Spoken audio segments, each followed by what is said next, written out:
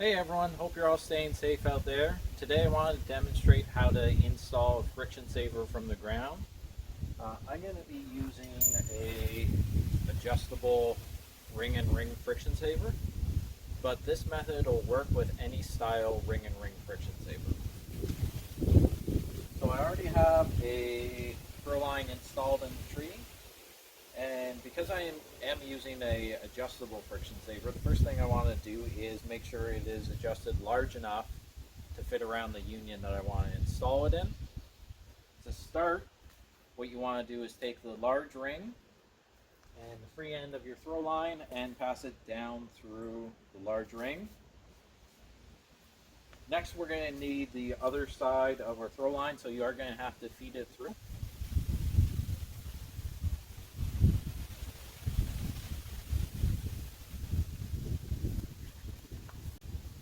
So once I get to the other end, what I'm going to do is the same thing that we had just done on the other side, which is take the throw line and drop it down through the small ring and reattach the throw weight. Now you're ready to send this up the tree. To get this into the tree, what you're going to do is grab your throw line just below the large ring and start pulling up your friction saver. And I'm going to stop just before I get to the union, and I'm going to just look, make sure that nothing's crossed, because if it is, this is an opportunity to fix it. If everything looks good, what you're going to do is give the throw line a quick pull and then release it. So just like that. Now the friction saver is installed in the tree, and I am ready to install a climbing line.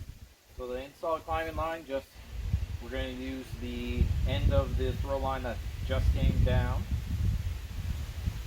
And there's two ways that you can attach your climbing line to your throw line to get it in the friction saver.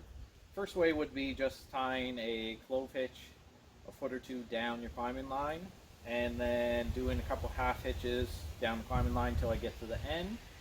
Or if you have a splice on the end of your line, what you can do is tie a clove hitch directly to that splice, which is what I'm going to do right now.